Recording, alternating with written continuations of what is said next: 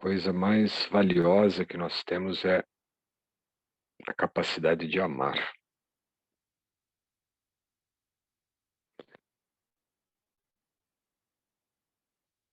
Embora possa parecer às vezes até um pouco já um tipo de jargão, um tipo de senso comum, né, falar sobre amor,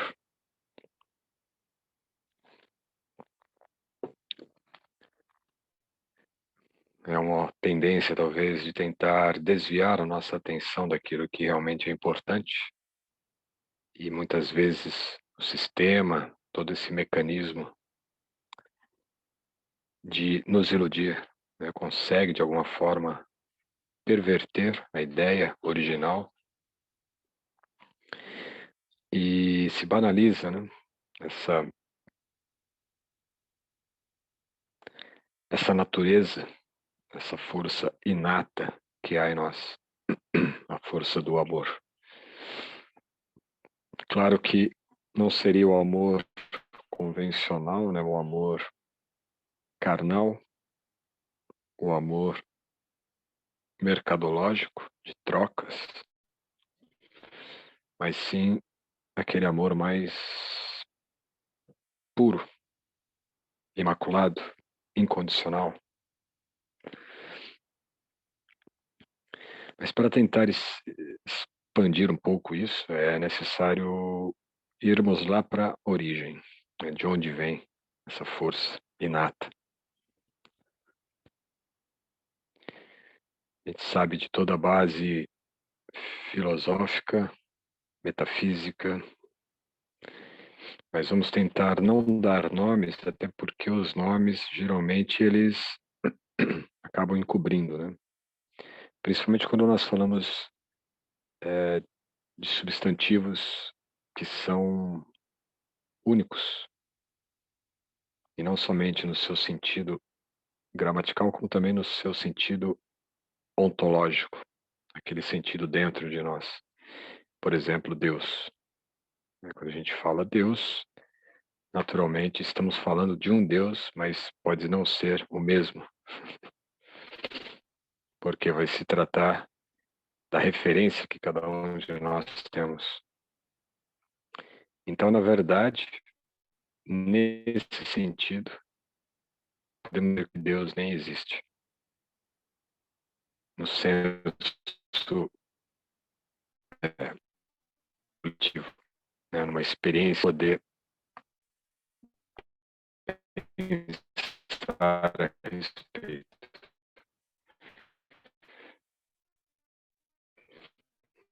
Então, nós vamos pensar esse princípio como uno.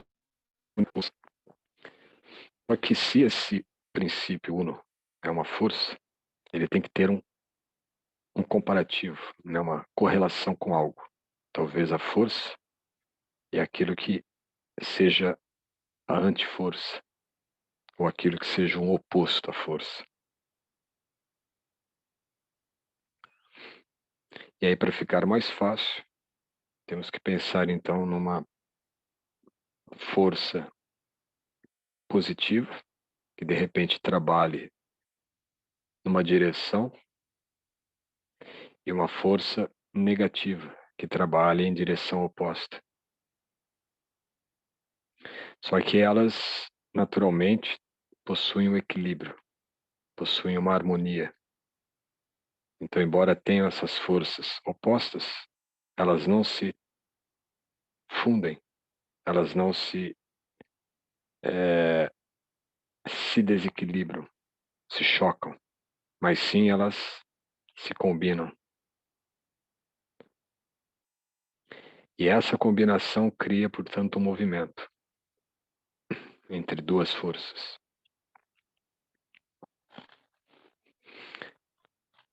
Isso, na verdade, vai dar base para todas as teorias, todas as fundações, né, de uma visão original, de um princípio, como, por exemplo, o taoísmo, mas também no próprio hinduísmo. E não seria diferente no budismo. E até mesmo nas tradições, que são, de certa forma, desdobramentos dessas tradições orientais, dessas tradições mais antigas, como no judaísmo ou no cristianismo. Só que nós precisamos ainda assim passar novamente uma borracha e tirar todos esses conceitos, desde o taoísmo até o cristianismo, e pensar apenas nessas duas forças. Essas duas forças podem também ser vistas como a força positiva masculina, a força negativa feminina, não como sendo negativo algo ruim ou algo prejudicial, mas negativo justamente no sentido de compor o oposto da outra força.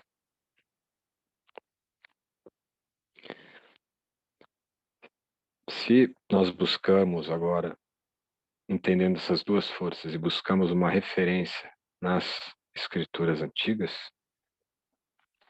e também não vamos só nos prender na escritura, mas vamos tentar explorar isto, tanto nas escrituras do Tantra, como também nas escrituras védicas, nos Puranas, vai se falar, ou até mesmo também em Sankhya, na filosofia Sankhya, que talvez seja a que mais se analise esse conceito das duas forças, né? Nós vamos ter esse conceito presente no segundo capítulo do Bhagavad Gita, segunda parte, do verso 39 em diante. Ele vai falar sobre Sankhya. Mas Sankhya é uma filosofia à parte, uma filosofia que vai estudar a composição da natureza, a composição da matéria, a composição da realidade. Podemos dizer até que teria nela uma boa base de fundamentação para a física quântica, já que ela estuda cosmogonia metafísica, ou seja, a estrutura sutil que estrutura ou que sustenta a composição física dos elementos todos. São 24 elementos, desde terra até o karma, até o desejo. Na verdade, até a alma, né, o indivíduo, a natureza do ego.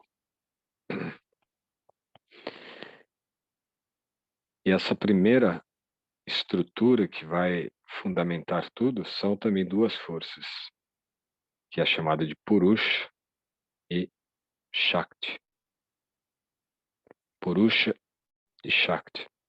E aí esse conceito original vai também se desdobrar dentro das diferentes tradições, como no Tantrismo, Purusha e Shakti, ou Shiva e Parvati, ou Shiva e Shakti também, como Durga, como Kali.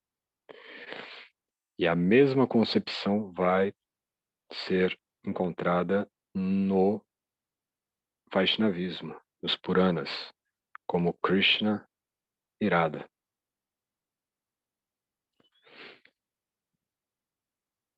Novamente, nós tiramos todos os nomes e ficamos somente nos dois princípios, Purusha e Shakti. E aí o que vai se fundamentar nisto é que tudo é Shakti e apenas um é Purusha. Só existe um Purusha e tudo que se manifesta dele é Shakti, é potência, é energia. O positivo só existe um. O negativo é tudo que se manifesta a partir desse uno, a partir desse predominador, né, a força positiva.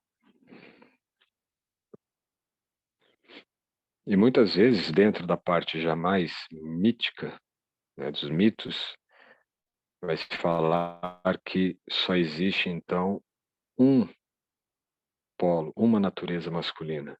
E tudo dentro da criação é a natureza feminina. Mas isso significa, na verdade, que existe apenas uma fonte, apenas uma manifestação. E tudo que se manifesta dali é apenas a sua polaridade negativa que vai manter esse movimento contínuo entre os dois polos, entre as duas naturezas. Porque se existissem outras forças positivas, desequilibraria tudo. Então deixa de ser dois polos opostos e passa a ser um fluxo, um movimento. Assim como quando você pensa em um disco ou em uma roda, a roda em movimento, ela fica somente o arco. Você não vê mais o eixo, não vê mais a estrutura, né, os parafusos. Você só vê um movimento e uma imagem meio que uniforme, né? Tudo se une, tudo se integra, tudo se torna um único corpo. Então essas duas forças, na verdade, elas estão trabalhando numa combinação, numa harmonia perfeita. E isso em tudo na natureza. Então, se nós temos uma réplica perfeita, como eu já citei que no Ishopanishad explica que o todo completo manifesta partes infinitas que também são completas em si mesmas, esse todo completo é Purusha, é o polo positivo. Manifesta partes completas em si mesmas. Significa que elas são partes que se manifestam do positivo, logo elas são negativas.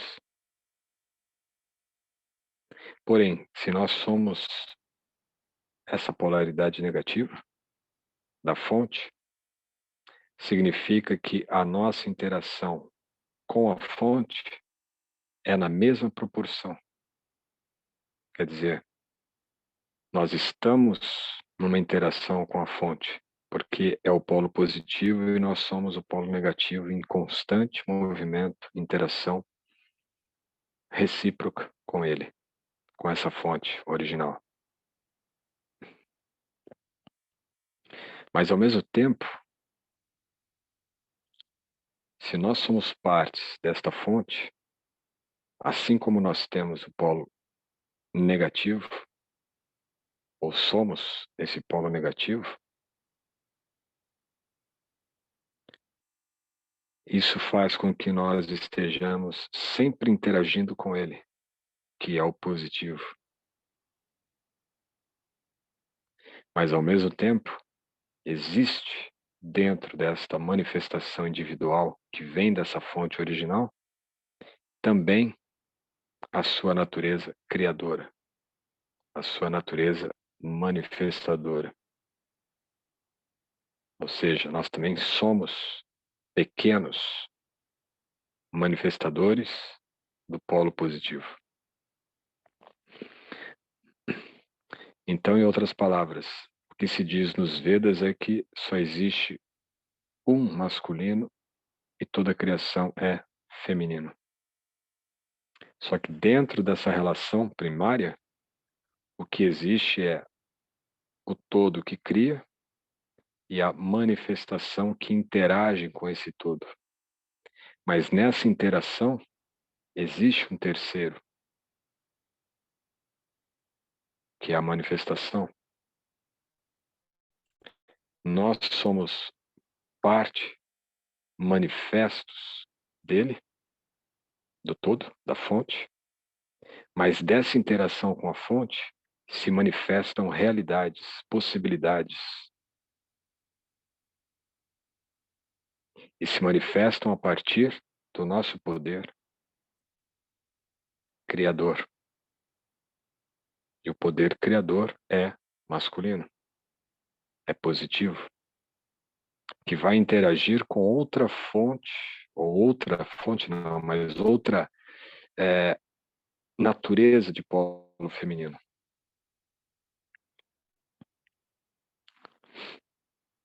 Que vai ser a força na qual a nossa propensão criadora irá se dirigir. Então, por exemplo, na própria relação entre duas pessoas, sexos opostos. Não significa que o masculino é o positivo e o feminino é o negativo, mas que entre os dois haverá também a natureza dupla, do masculino e feminino. Em determinado momento, a atuação da natureza masculina parte do homem, e aquilo que é da natureza masculina, que veio do homem para a mulher, é novamente passado para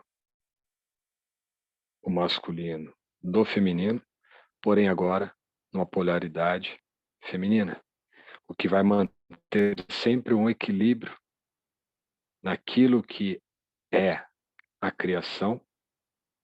O homem, a mulher são criações da fonte, então ambos são, de certa forma, natureza negativa, natureza feminina, mas sendo ambos natureza feminina, na interação de cada indivíduo com a realidade passa a ser o feminino. E entre os dois são femininos em sua origem e a constituição física, porém as propensões de cada um é dotada das duas naturezas. Bem, basta observar o equilíbrio que deve haver entre o nosso hemisfério direito e esquerdo, só para pensar na parte fisiológica. Mas também a necessidade do equilíbrio a nível emocional, o equilíbrio a nível hormonal, a nível psicológico, a nível energético. E o desequilíbrio que é gerado quando o homem não equilibra as duas polaridades, ou a mulher não equilibra as duas polaridades. E como que esse equilíbrio se dá? Na interação entre ambos, onde essa força de reciprocidade ocorre na mesma proporção, ou pelo menos no mesmo modelo do original, da fonte original, onde Radha e Krishna se relacionam, onde Shiva e Parvati se relacionam, ou onde o Purusha, o Criador, e nós, a sua criação, se relaciona com ele. Então, tudo é, na verdade, uma expansão, tudo é um desdobramento, tudo é uma manifestação que vai se expandindo da fonte original. Então, de outra forma, ainda buscando entendimento sobre isto, existe no nível mais profundo da nossa consciência, ou podemos pensar o nosso subconsciente, um arquétipo original do movimento. E não é somente um arquétipo da psique ou do subconsciente, senão que um arquétipo da própria energia. Pode ser visto como a energia vital, pode ser vista como a energia psíquica, pode ser como a energia primordial, que faz o movimento ocorrer dentro da matéria, nas suas dimensões ou proporções mais diminutas a nível subatômico, não é? O equilíbrio entre o bóson e os elétrons, ou os prótons, ou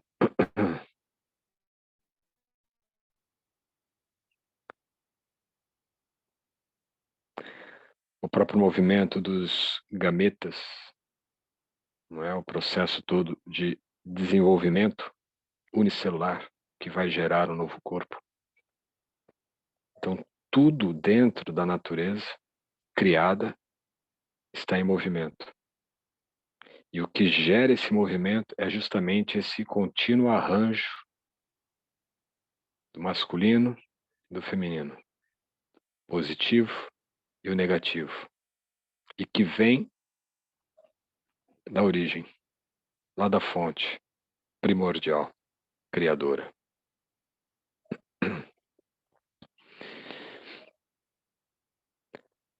Agora, dentro deste movimento, que faz esse movimento ocorrer, porque poderia muito bem, se nós pensássemos numa possibilidade, né, uma hipótese em que essas duas forças, elas simplesmente não se combinariam. Elas não se chocam, elas não se destroem, mas elas também não se movimentam. Elas simplesmente existem. Não se atraem, não se repelem, apenas existem. É como se o universo fosse uma foto, se toda a criação fosse congelada, não existisse movimento, não existiria nada. Então, o que dá o movimento é uma força primordial, que está além dos polos masculino, feminino, negativo, positivo. E essa força primordial é o amor. Para ele, para o amor puro, para esse amor incondicional, não existem barreiras, não existem dualidades, não existem unidades, não existem quaisquer elementos, nomes, formas. Ele simplesmente é. E aí sim podemos entender que o amor é, na verdade, a fonte criadora. Essa fonte primordial, infinita, que não é de nós, mas é da fonte. E é dessa fonte que brota dentro de nós a propensão a amar. Então, é da propensão a amar que se gera os movimentos. E existe na fonte porque, por amor, esse movimento veio a ocorrer. Nas dimensões onde os movimentos podem ser experienciados. Porque no plano absoluto, né, vamos pensar no mundo espiritual, em Goloka Vrindavana não existe movimento, como nós conhecemos aqui. Tudo simplesmente existe, sem o movimento, porque tudo é fluido, tudo é movimento do próprio amor. É como se nós pudéssemos ver o som como a fumaça, ou vermos o voo de um pássaro como o aroma de uma flor. Os sentidos são todos intercambiáveis. Nós vemos com a pele, nós cheiramos pelos olhos, porque a consciência, sem a estrutura física, que é uma estrutura de dualidades, e dualidades desde do nível atômico, que faz os movimentos dos átomos criarem um campo de energia que vai se combinando com outros e outros até dar a nossa estrutura física, a estrutura biológica, células e tudo mais. Agora, sem essas camadas densas, a consciência é plena. E no campo pleno da consciência, na dimensão absoluta, a própria consciência é o movimento. A própria consciência é o amor. Então é como se fosse um grande flash, que para nós seria um flash de menos de um segundo. Só que esse flash de um segundo que nós conseguimos captar, que é quando você tem algum êxtase, quando você tem algum prazer inominável, esse flash é a própria eternidade da alma. Em linhas de tempo totalmente diferentes. Então, quando nós meditamos com o Mahamantra, quando nós conseguimos nos absorver no Mahamantra, nós estamos fazendo essa polaridade ocorrer. Hare Krishna, Hare Rama, Hare Krishna, Hare Rama. Sonoramente, nós estamos trabalhando com essas duas polaridades. Hare, é o feminino, Krishna, masculino. Hare, feminino, Rama, masculino. E são as forças originais, né, de Krishna e Radharani, de Krishna e Balarama. E assim, esse movimento que nós estamos colocando em palavras, em nomes, na verdade, é o próprio movimento do amor dentro de nós, ativando esse amor adormecido.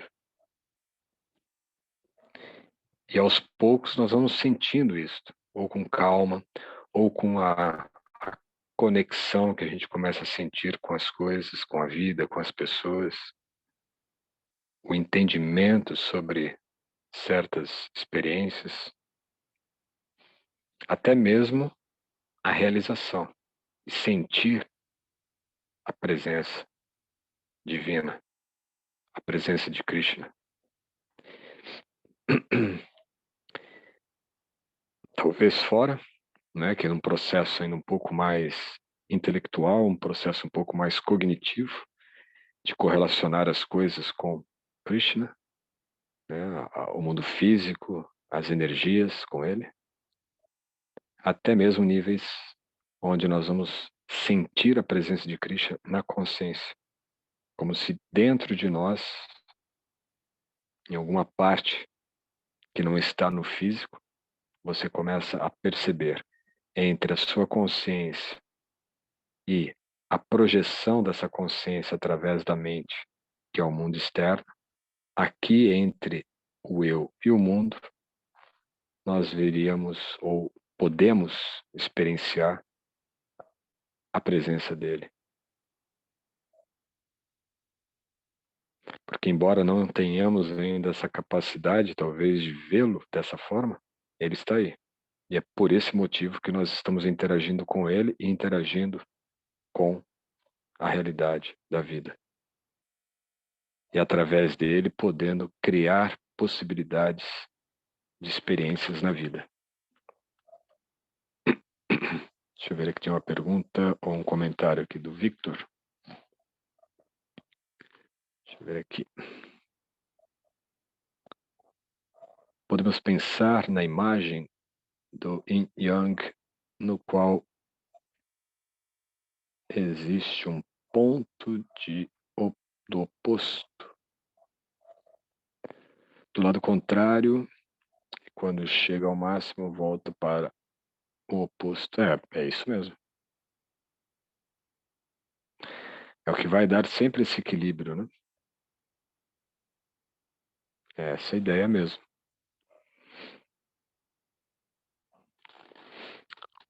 Que, na verdade, você tem 3 pontos, né? Embora pareça ali que é o masculino e feminino, que é o dual, mas esse dual está dentro de um círculo. que é o uno. E o centro onde gira também, se você for observar, você tem um ponto no feminino e você tem um ponto no masculino que estão girando. Mas eles giram num centro. Esse centro une. Então poderia ser também Krishna, nesse caso. E o Yin Yang não é simplesmente o masculino e o feminino. Sim, são as duas forças, porém essas duas forças em um mesmo ser. Podemos entender então que o centro é Krishna e nós somos esse movimento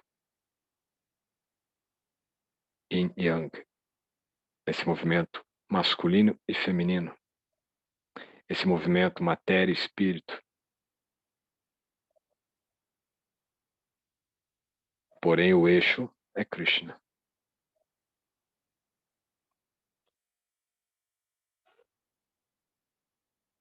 Sim, a imagem do Yin Yang é perfeita. Tanto que o taoísmo é considerado uma das mais simples e completas expressões, né, para se definir o divino, definir Deus sem Deus. Mas é isso. Alguma dúvida mais?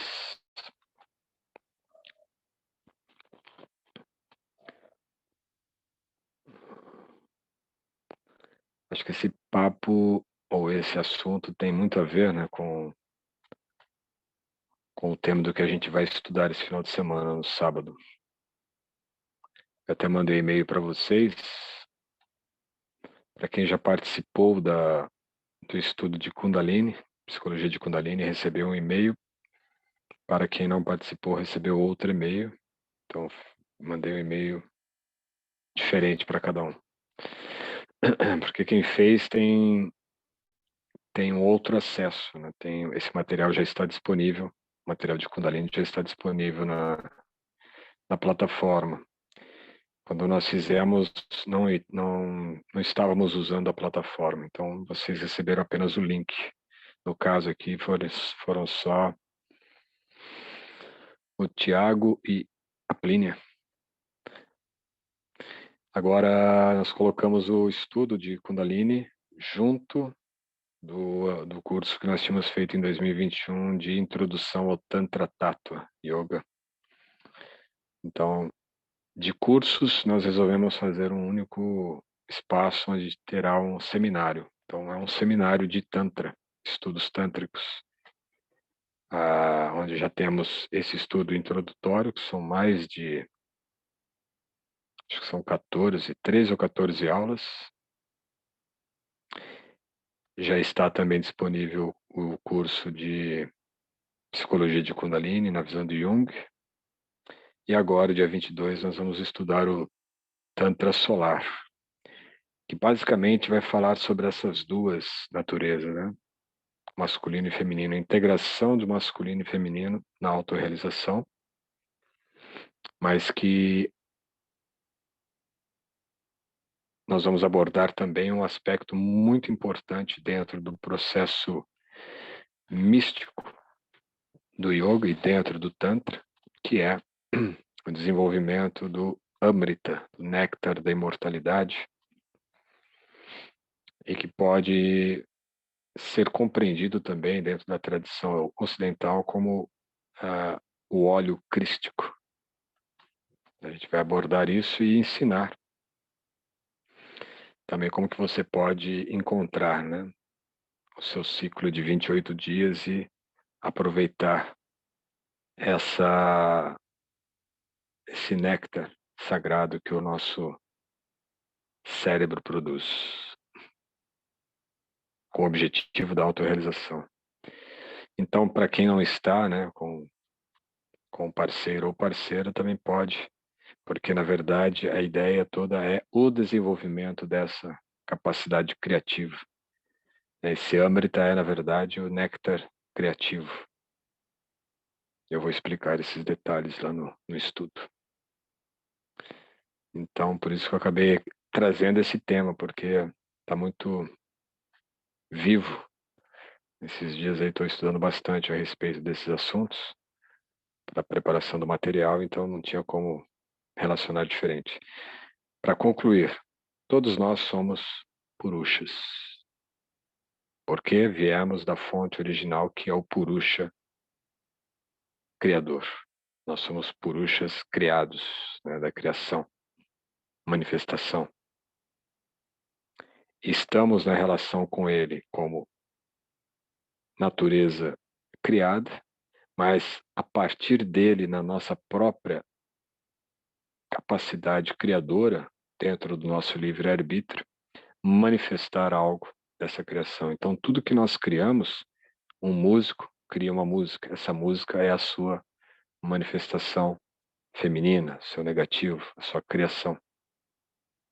E aí você passa, diante daquilo que você manifesta, a ser você o polo positivo. Mas na relação nossa com a fonte, nós somos o polo negativo. Isso, na verdade,